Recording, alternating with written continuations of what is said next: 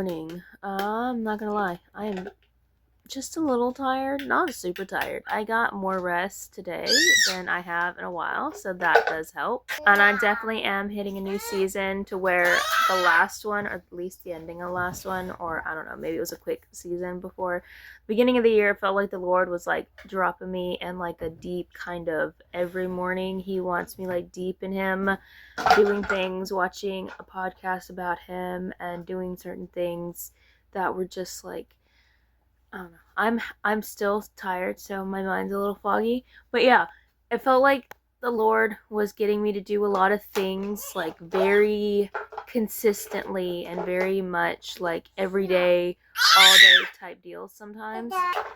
But now it feels like he's kind of pulled back on my need for that, I guess. Kind of like before was the training, like, hey, this is what I'm wanting you to learn. To where it feels like he's saying, like, hey, I still want you to do this, but at the same time, like, that's not necessarily going to be as constant or as extreme as I was having you do that. Kind of like I was wanting you to learn this, and now I'm wanting you to learn a balance of it, more or less. To know when to do it, how to do it, and like, I don't know how to word that.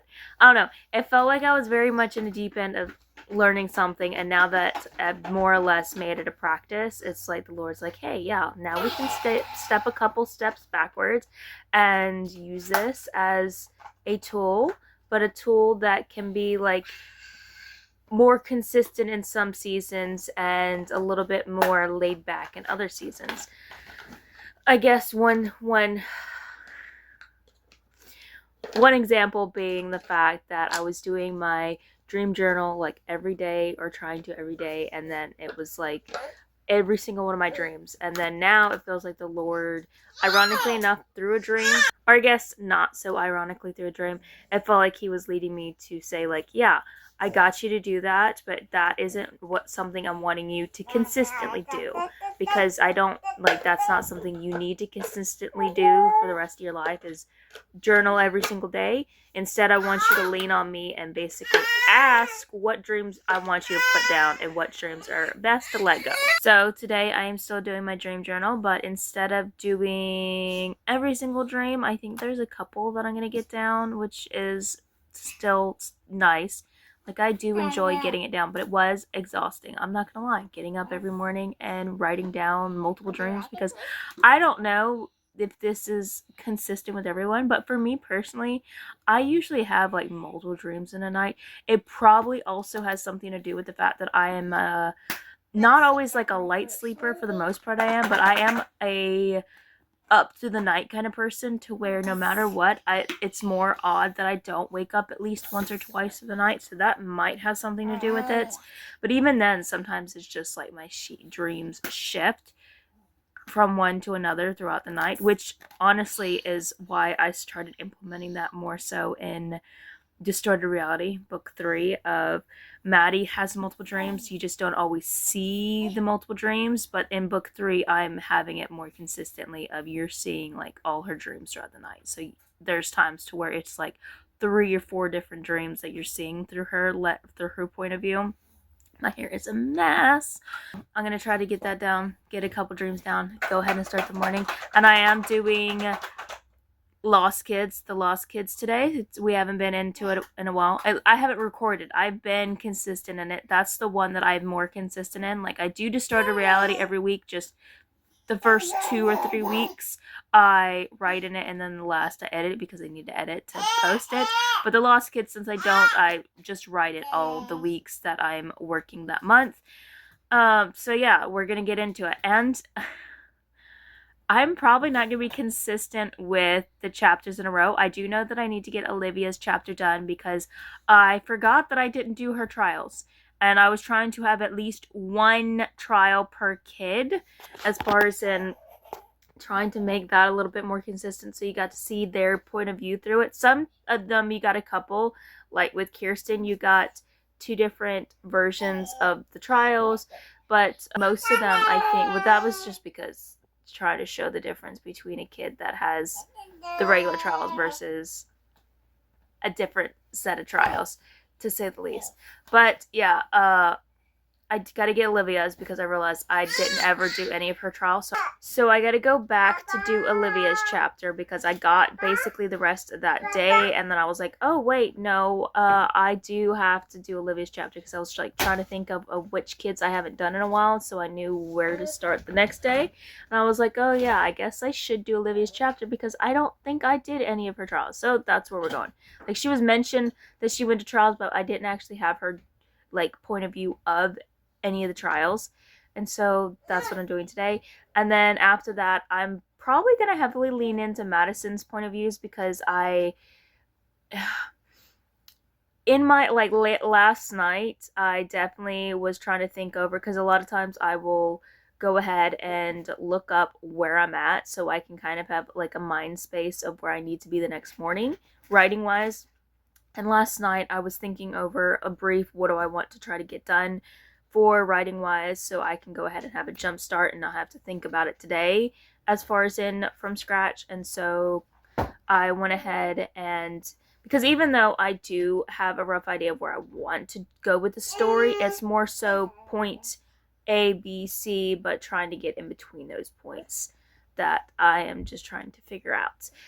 And this is one of the situations. I know the kids are going home for the weekend because I have officially finished the first week of the trials, at least at the clinic. And so I was going over Madison's point of view of where I wanted her to be, and then I realized that, I don't know, my mind just kept rotating on her story, and there's points of her story that's not going to be in the same chapter because it's like cut up.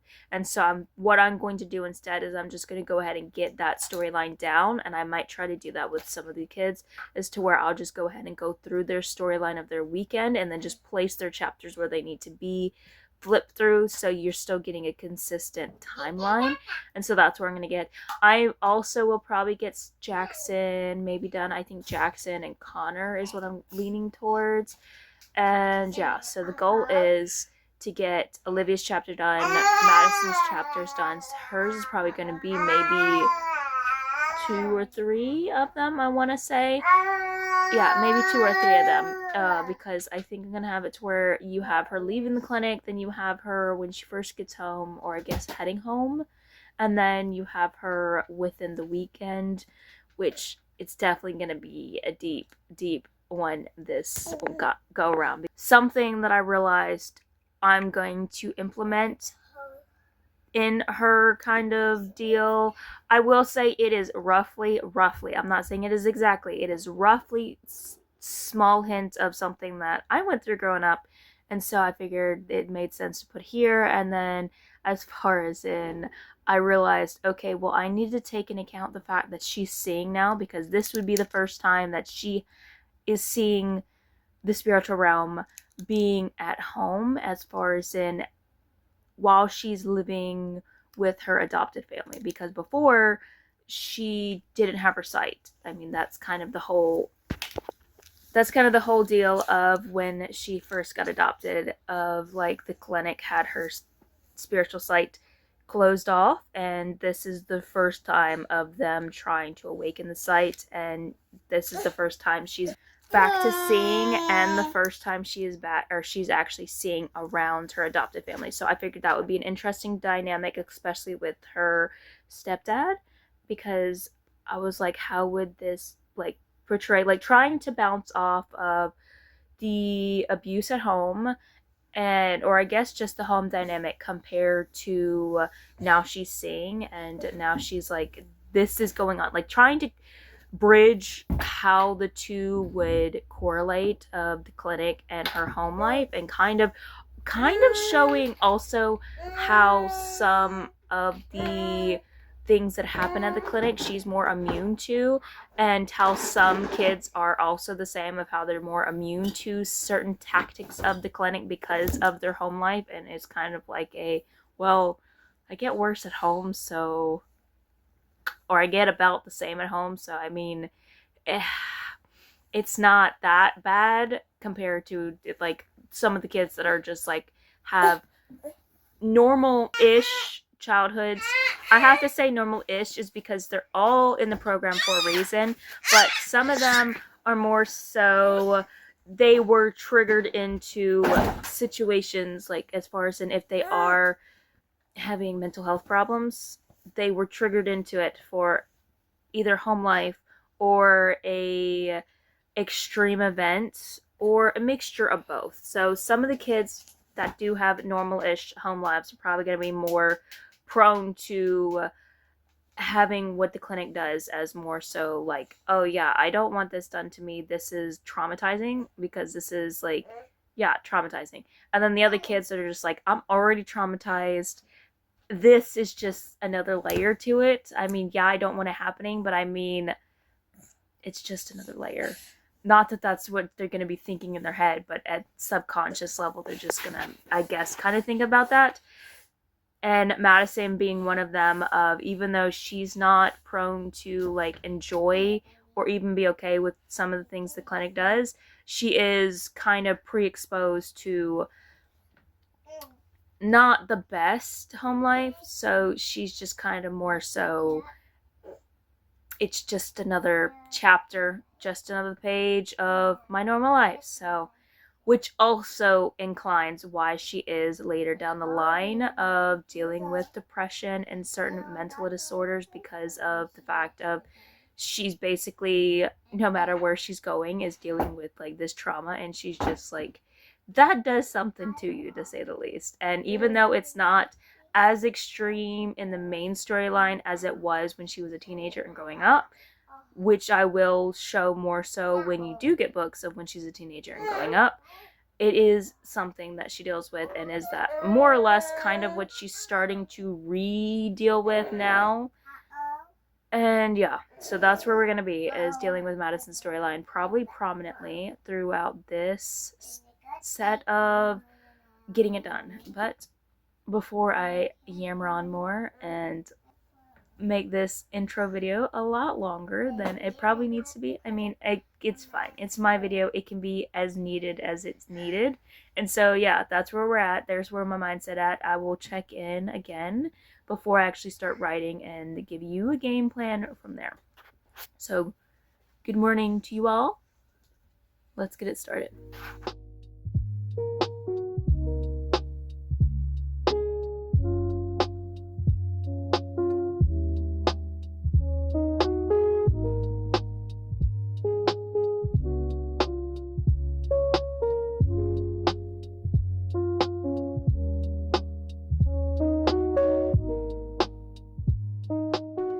Okay, so I'm about to write in a moment. I'm about to eat breakfast and then I'll write. So I'm going to listen to some music to kind of get me in headspace. And even though I would like to just go ahead and jump into Madison's point of view, because I got some fun ideas along with some intriguing ideas, I know that it's best to go ahead and get Olivia's done, wrapped up, because I mean, that seems like the most responsible thing. So that's what we'll do, since it is just one chapter. And then, even though I could go ahead and do others, like I said, I think I'm just going to go with the whole, each time I'm writing this go around, I'm just going to follow a kid through their weekend and then just splice their chapters where it needs to be. So for now, it's going to be Olivia and then Madison, and I think that's where we'll go. And then if we have more time, then we might jump into somebody else. I'm not so sure, because I could just keep going until Madison's back at the clinic, because they're home for the weekend and then they go back. So this time around, for the first set of the official trials, is basically a boarding school type deal, to where they're there all week, but then they go home on the weekend. So I guess not official boarding school, but it is just more or less during the week they live at the clinic, and then the weekends they do go home, Saturday and Sunday, and then Monday they go back into the clinic. So that is where I'm at. So I might just follow her all weekend, and then until she goes back. That could be a fun idea. Sometimes I do just get in the mental space of just wanting to do Madison, because she is the main character that I do just in general, main series and everything. And then sometimes it's just more or less, even if it's not Madison, if it's just a character that I've been thinking of their story anywhere else, sometimes it just makes me keen onto wanting to get into their story. I might end up having to, after the fact, after I get this officially done, put added chapters in, because I want to have it more evenly spliced of every character getting their own kind of spotlight into their story and into their character in The Lost Kids. It's supposed to be revolving around all 12, 11 characters. All the characters it's supposed to be. And with some of them, or I guess more so specifically Jackson, where he's more or less multiple personalities, I'm not as keen on having to worry about his characters and personalities splitting the limelight. I'm fine with him as a whole splitting the limelight, just which personality needs to be fronted at the specific time, at least for the time being. Eventually we are going to shift into, this is the set of trials that he does start being more open mentally to where his personalities can all be in his mental space at the same time. They just don't always front at the same time. But this is basically where the training starts in, of teaching him, and just like he still can at times have different personalities in the limelight at once, like as a single time.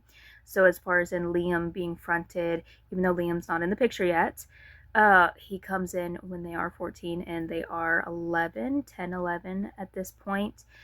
I want to say he either turned 11 or is about to turn 11, or he could have just turned 10. I can't remember the aging. But yes, I know Madison and Tanner are 11. I just can't remember where Jackson fits in. He might be a year younger. I can't fully remember, so I'll have to look that up. But yeah, as far as in this time, more or less, it can be, when it comes to be, they more or less have multiple, basically, voices in the head, personalities in the head, thinking at once, instead of just one splicing between, it's going to be Alder at this point, it's going to be Connor at this point, it's going to be Jackson. They do rotate, sometimes that being the case, to where it's just a singular alternative personality at once, but for the most part it is kind of like a cluster in his head after this point, of after this set of trials, after they kind of like pull down the walls, and kind of like that is part of his training, is to both flip more easily between personalities and also make it to where they can communicate more freely amongst themselves and more switch amongst themselves. And that being the case of the reason they switch so frequently is because they're all up front at the same time, just not all in the driver's seat at the same time. But let's go ahead and get on into the writing and start it. And I guess Jackson might have to be the weekend I follow next, because he is on my mind. I think he is a fun character. I do enjoy him. So we might have to get into his weekend next week when I do more Lost Kids. But yeah, for now we are going to go ahead and follow Madison, or get Olivia's and then follow Madison.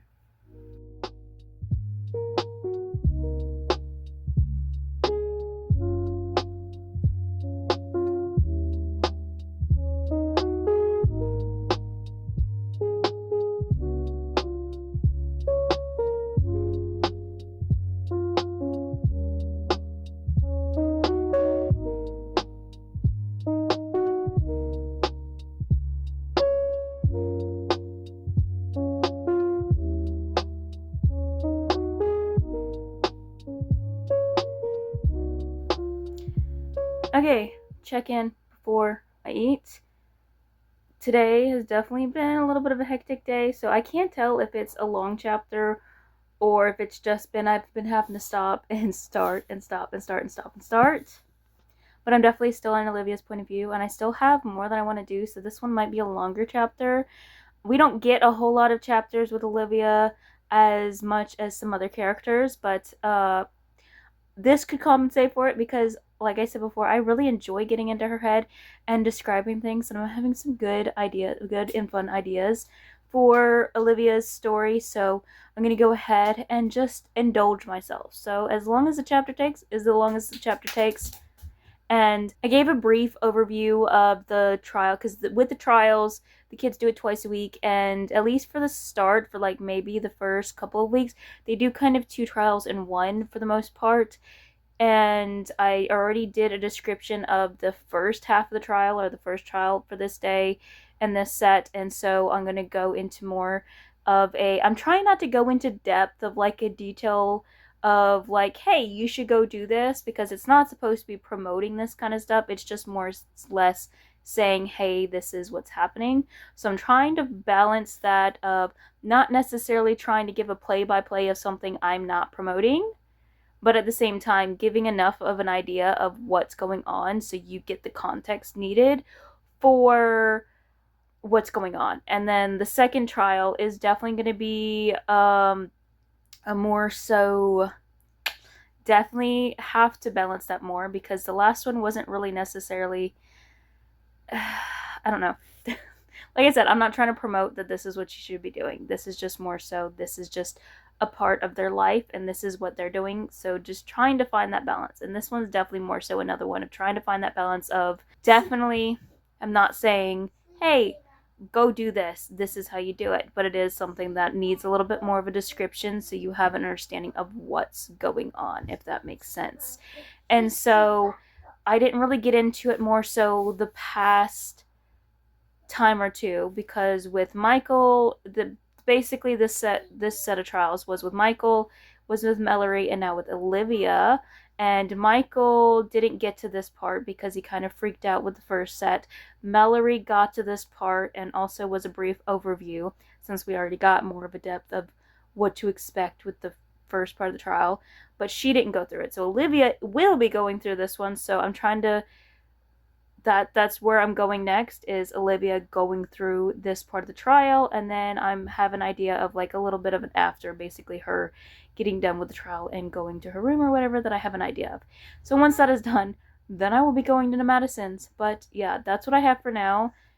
I'm not sure where I'm at. I just realized that I did not show word count. So I'm going to go ahead and show the word count where I'm at now.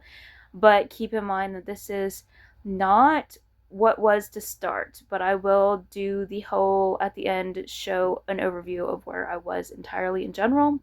But I definitely am getting closer to that 300 page mark. My goal is hopefully by the end of July, because yeah, July is the last month I'm doing before sabbatical. My goal is by the end of July to get maybe 350 pages of The Lost Kids. I think that's a soft goal. I think that could be easily achievable, because I got 230, I want to say, before, so that's roughly a little over 100 pages, which isn't too bad if I'm working on it for 5 months.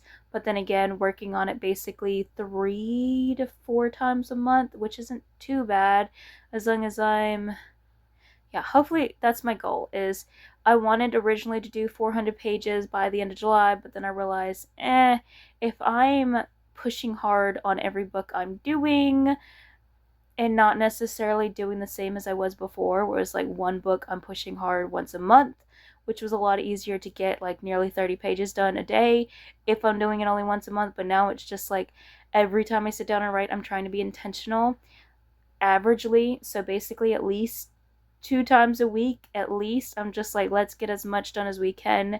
So it's kind of been making it to where I'm not hitting 30 pages, but I am hitting like closer to multiple chapters, so, like sometimes between 10 and 20 pages each time, I want to say, is probably a good guesstimate. So yeah, I'm not going to hit that 400 page mark. It would be literally a miracle if I did. So I guess I won't say I won't. I'm just saying it would take a miracle, but I think 350 is a good goal to achieve. So we're going to go ahead and get some lunch done. I'll give that word count. And then at the end of the day, I will check in again and we will go ahead and do last bit thoughts.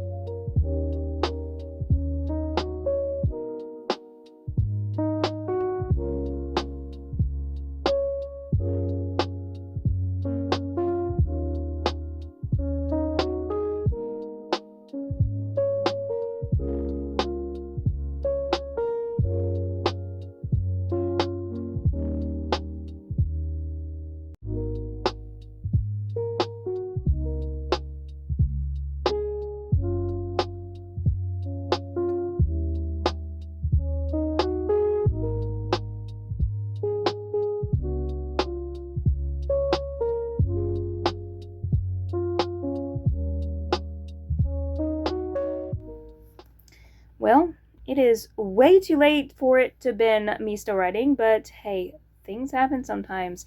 I got only 2 chapters done, but you saw it was still at least 14 pages, and it is definitely after 8 o'clock. So yeah, I was just determined to go ahead and finish the chapter that I was working on, and they were both really long. Like I said, 14 pages, which isn't necessarily super bad, but for the Lost Kids, still not bad, but it's longer than I've been having most of them, like as far as, and those are really long chapters for it, but I just had the scene in my head.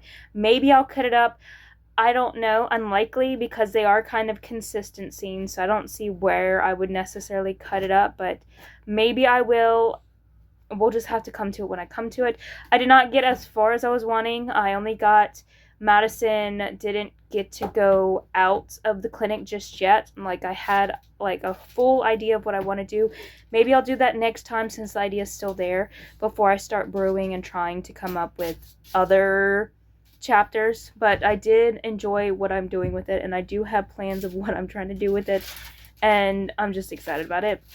I did have it to where just important things are there, and it's just like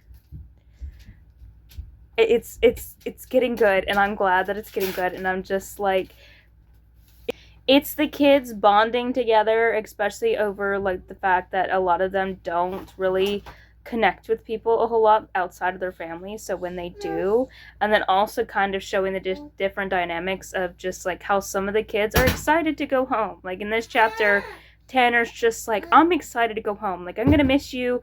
I hope we get to hang out outside of here.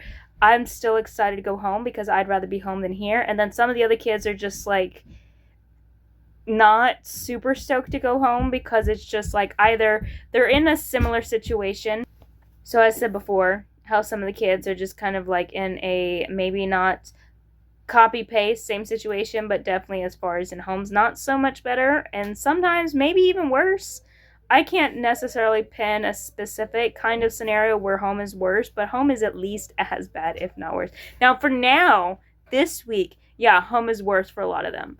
But as far as in once we get more into the depth of what the clinic actually does and is, like it has with some of the kids, which is why some of the kids are just like ready to go home.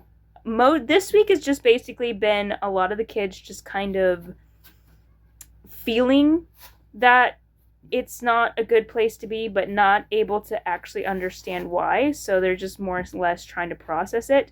And there are some of the kids who have just been face to face of the dark reality of the clinic, but not as many of them. And it's just like, yeah.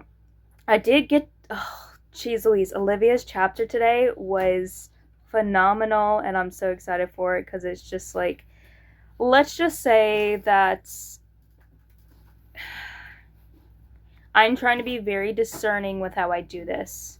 So I'm trying to make sure that I leave at least enough hints of this is not okay to be doing, and at the same time of trying to show some kind of good coming out of it, in a sense of this shouldn't be happening. The kids should not be being manipulated in this way, and at the same time, because it is happening to them, there is a manipulation happening to what's happening sometimes. Like, for example, I won't get into the details, but as far as in with the trial that Olivia was doing, it wasn't necessarily that this is something that you should be doing or should be okay with doing, which is why I try to put a lot of guardrails. Like, I tried to have emphasis on her not feeling great about it, and just different situations of, I don't know, trying not to shove it in your face of like constantly like, no, don't do this. Oh no, don't do this, as far as in, because I don't want it to ruin the reading experience of constantly having to warn, especially since this is a book that's supposed to be 18 plus. So for the most part, people should be reading this and at least grasp onto the warnings enough to where they can read it with the acknowledgement of, okay, this is not promoting this, because it was already warned against. And these subtle hints throughout the book, since it is so long, I'm trying to put it where it is supposed to be without necessarily like, I want to put in the story what needs to be put in the story. So saying that I don't want to tamper with the story just to put warnings isn't necessarily the accurate way to saying that. As far as, and I want to put the warnings where the story requires it. At the same time, I don't want it to be every chapter you get a warning of don't do this, because you should know that at this point, more or less, from the story itself. And at the same time, because of what's happening, I'm trying to have it to where it makes sense, at least fictionally, that because this is happening and because it's not necessarily adults doing this out of their own free will, it's a bunch of kids being manipulated into doing stuff that they aren't even necessarily comfortable doing. It's kind of being used for good. So in some circumstances, without giving spoilers, with Olivia today, when she went through the trials, she was supposed to be doing one thing, and she started doing that one thing because that's what she was told to, and then it was kind of turned around on its head to where instead of doing that one thing for how the clinic was wanting to be done, that she ended up being led a different direction to kind of help somebody that was needing help in the situation, and so bringing good out of it instead of bad. And because of what happened, because it was redirected into a different way, and because it wasn't somebody of their free will doing it, there was kind of like a godly grace upon it, to where there's a mention of the person guiding her is just like, they don't have permission to mess with you, talking about demonic forces that are around. And that was supposed to be implying of, because she is doing basically what God is leading her to do in a way, that the demonic forces don't have permission to mess with her. But if she wasn't, no matter if she's being manipulated or not, there would still be consequences out of it. And I'm just trying to make it like, this book in particular is definitely, I have to walk it slow and discerning and try to get it as reasonable as possible, of this still being a fictional space, and at the same time I'm not wanting to promote things that can be taken not as fictionally, even if it is fiction.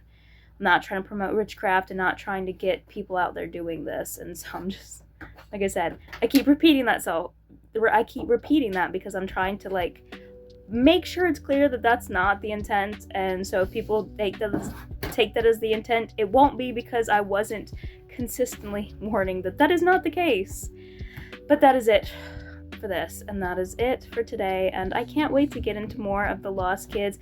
I really enjoy it, but that's the problem when you have multiple books, is every time I'm writing one, I'm just like, I just want to write this and get it done, and then I'm in a different one and I'm just like, I want to get this and get it done. But because I'm jumping between multiple different books, I do have the enjoyment of being able to be in each book, and because I'm not focusing on each book, it's got its goods and its bads, and it's because of that is why the system I'm working out is the system that I'm working out for me and my schedule. But yeah, tell me, what is a book that you are working on writing-wise, or what is a book that you think would be fun to work on writing-wise if you don't write? And I can't think of anything else to discuss about in this one, so that is it. I pray blessings upon you all. Good morning, good evening, good afternoon, good whenever it is for you. It is evening, bordering night, probably closer to night, so good evening, good night, good whenever it is for you. Goodbye.